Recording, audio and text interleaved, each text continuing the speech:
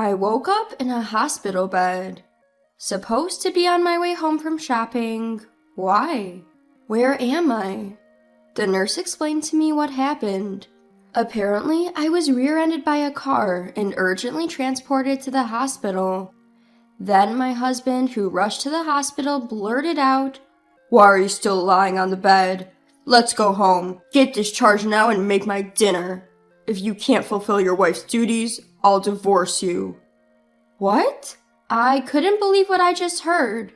Who says that to their bandaged up wife? Unbelievable. I lost all my feelings for my husband, who didn't seem to care about me at all. Understood. Then I started preparing to leave my husband. My husband was certain I, a housewife, couldn't possibly divorce him. Little did he know he'd be the one struggling if I brought up divorce. My name is Lisa. I became a housewife after marrying my husband Daniel. It was Daniel's wish that I became a housewife. I never disliked my job, and all my hard work had started paying off, putting me in an important position. There were even talks of a promotion and the next personnel reshuffle. But when I told Daniel about the promotion, he immediately said, "I want you to become a housewife after we get married. We can get by on my salary if we save. I want you to take care of the house." Overwhelmed by Daniel's passion, I quit my job.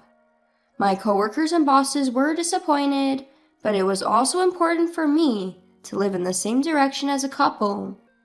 As soon as I quit my job, Daniel started to insist, "I'm superior because I'm the breadwinner in this household. You won't be able to live without me. Remember that."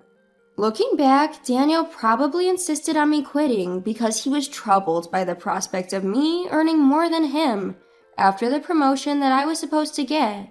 Despite this, I devoted myself to supporting Daniel's work and making the house comfortable for him.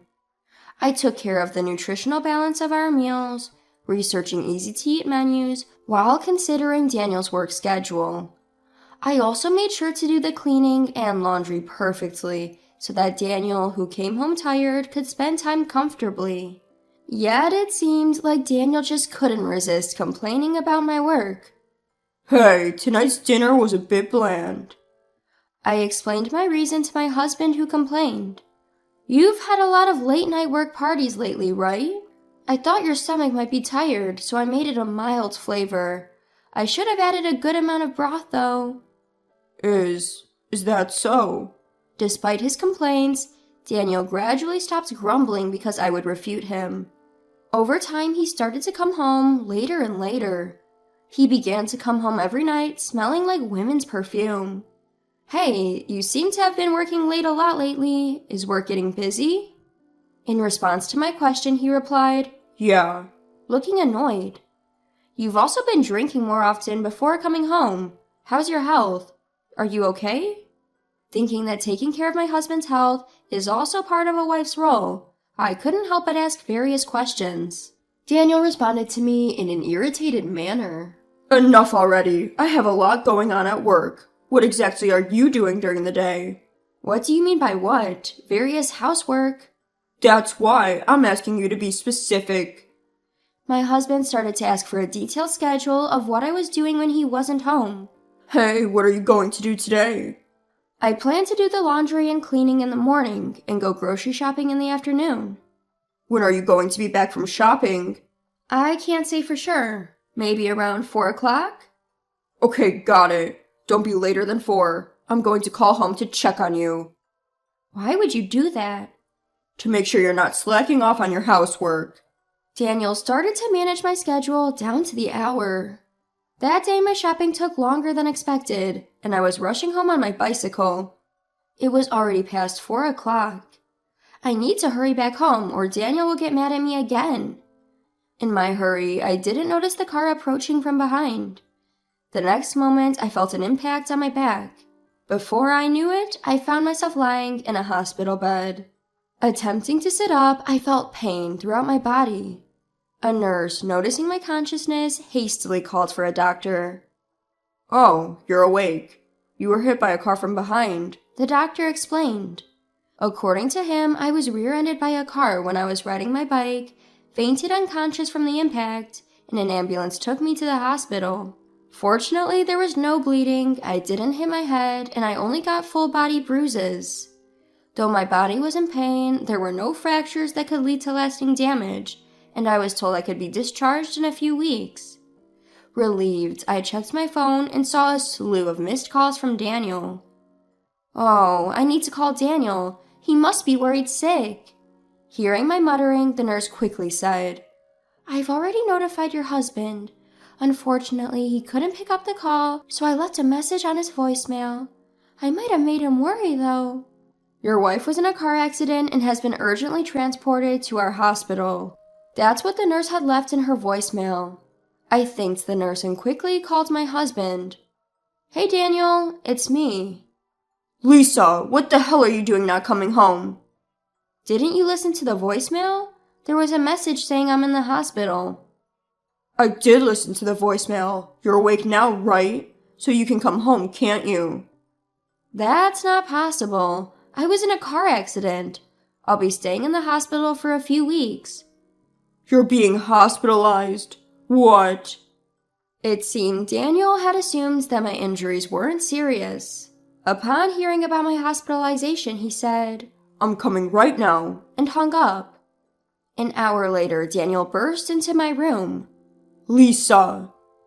Just as I felt relieved at seeing my husband, his next words left me frozen. How long are you going to lie there? Let's go home. What? Go home? What on earth are you saying? I couldn't hide my confusion as I responded to my husband. I can't go home on the day of the accident. Just because it was an accident doesn't mean you're knocking on death's door. You're able to talk like this, so you're fine. Discharge yourself immediately and make my dinner. Can't you see these bandages? How do you expect me to cook in this state? You're overreacting with this hospital stay. I bet if I hadn't come to fetch you, you'd just be lazy laying on the bed. Here I am, worn out from work, and you won't even cook dinner. That's unacceptable as a wife. Look, the hospital says I need to stay for a few weeks. It's not about being lazy, it's about getting necessary treatment. Use any excuse you want, but if you think I'll let you off the hook for housework, you're wrong. If this isn't working for you, I'm okay with getting a divorce. That's ridiculous. I can't possibly do housework in this state. Well then, divorce it is. Daniel seemed to care more about having his housework done than the fact I'd been in a car accident. I felt I'm falling out of love with him quickly. Having discovered his true feelings, I made up my mind on the spot. All right. Hearing this, Daniel smirked, seemingly victorious. That's right. You should understand that my word is law. Seeing me still not trying to move, Daniel started to lose his patience. Hey, how long are you going to keep lying around? Start getting ready to leave. Just as Daniel tried to forcibly get me up, the doctor entered the room. What on earth do you think you're doing? I was just about to take her home. Upon hearing Daniel's response, the doctor became livid. What nonsense! There's a thorough examination scheduled for tomorrow, so she's not allowed to leave. Hearing this, Daniel scoffed at me. If there's an examination, then I'll wait 2 or 3 days. I'll stay at my parents' house in the meantime, so make sure you're home by then. As Daniel left the room, I watched him go with a cold gaze. Then I called my lawyer. I didn't have a single shred of affection left for him. Hello, I would like to proceed with that matter. From the hospital bed, I continued making a few more phone calls, steadily preparing. 3 days later, Daniel called my cell. Lisa, why the hell aren't you home yet? Are you back home from your parents' house? At my next question, he grumbled. Yeah, I am. The examination's over, isn't it? Then stop lounging around and get back to the chores that have piled up. Daniel didn't even bother to ask me about the medical test results. He doesn't seem to care about his wife's health one bit. My decision was definitely the right one. Daniel, you've been staying at your parents' place all this time, right? I asked him calmly. I told you already, didn't I? So what? Did you happen to check the mail sent to your parents' house? Mail? What on earth did you send? Divorce papers. In fact, I had a lawyer send the divorce papers, already signed by me, to Daniel's parents' house. Divorce papers? Why are you surprised? You were the one who said let's get a divorce, weren't you? With that, Daniel sighed as if mocking me. I never thought you were that stupid. Do you think you can live on your own after divorcing me, who provides for you?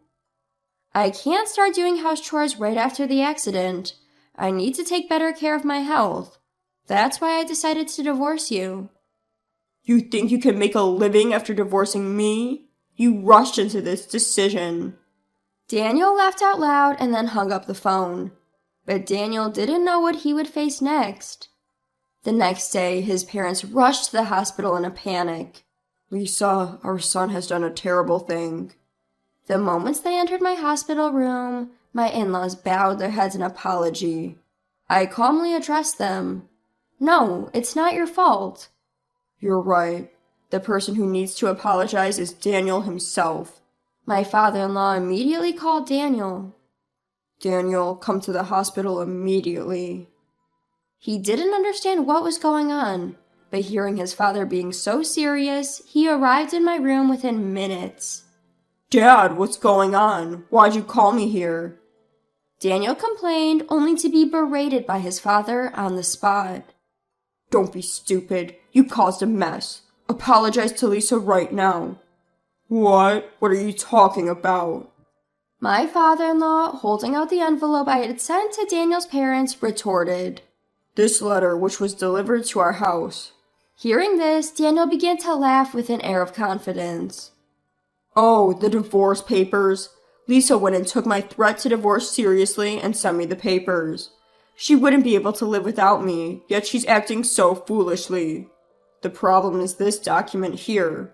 My father-in-law took out a bill for consolation money from the envelope. Upon seeing it, Daniel's face turned pale. What?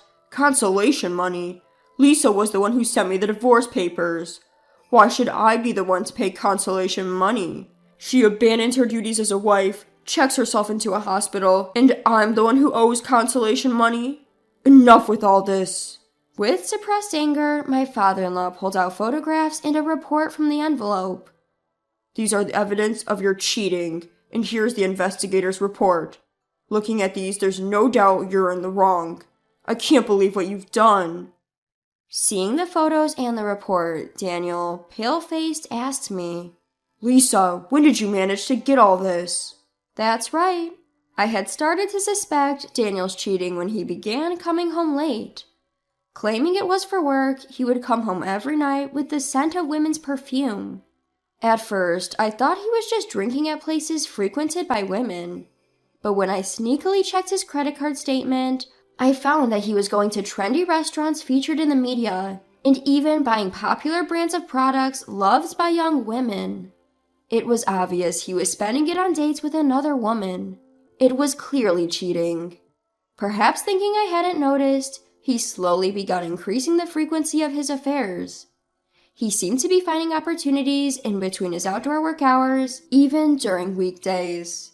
The detail checks on my daytime activities were also so he could avoid running into me at his meeting locations with another woman. Still, I believed that he would return to me someday. However, Daniel trampled all over these feelings of mine, not showing a shred of concern for me after the accident, treating me like a maid. At that moment, I decided to exact my revenge on him. As soon as Daniel left the hospital room, I contacted my lawyer.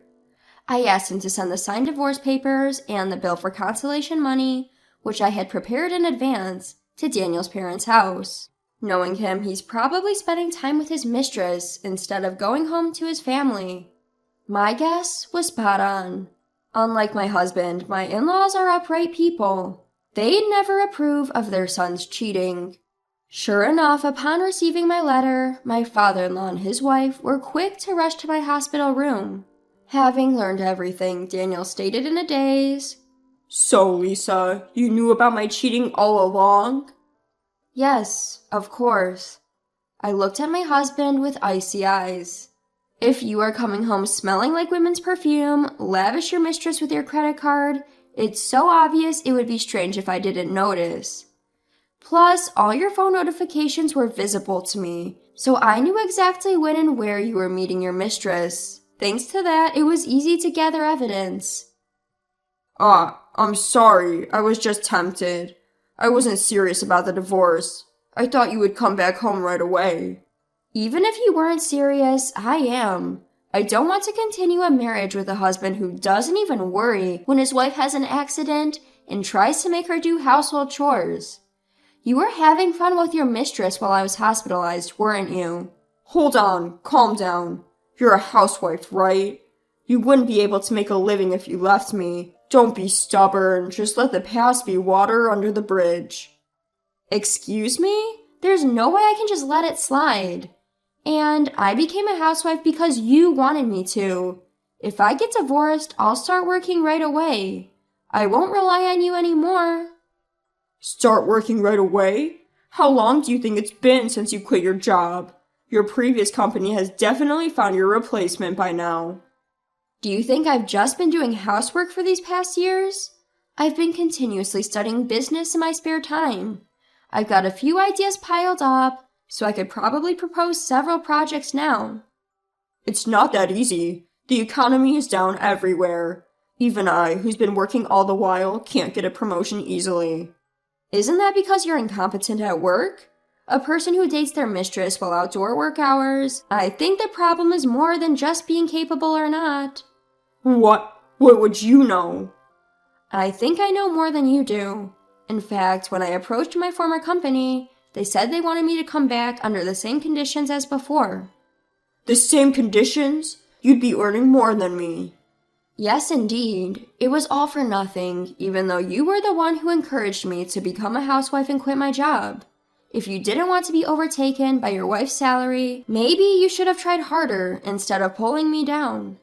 Hold on, if that's the case, you don't need the consolation money, right? Please withdraw your consolation money claim. Excuse me? There's no way I'm withdrawing it. This consolation money is to make up for the crime you committed. You can't just cheat on your wife and ignore her without facing any penalties. I'm sorry. I really regret it. Please forgive me. I will never forgive you. It's not enough to just say you're sorry. You need to show it with your actions. Go to hell. Daniel was unconvinced, but in the end, my in-law stood up for me and he finally agreed to the divorce and the payment of consolation money. After paying the consolation money, Daniel seemed to have continued his relationship with his mistress without learning his lesson. However, it seems his company found out about his frequent dating during outdoor work hours, and he ended up getting demoted and having his salary cut. To top it all off, it seems that Daniel, who had almost run out of savings due to his consolation money payment, was promptly dumped by his girlfriend. News about the cause of his divorce and his demotion spread throughout the company, and I heard that he completely lost his place there. On the other hand, I was able to be discharged from the hospital safely without any after effects from the accident. I used the consolation money I received to move, and now I'm leisurely settling into my new home. My work after returning is going smoothly, and life has been going better since the divorce. That accident may have been a good catalyst for the divorce. I decided not to look back at the past and strive forward to a new life.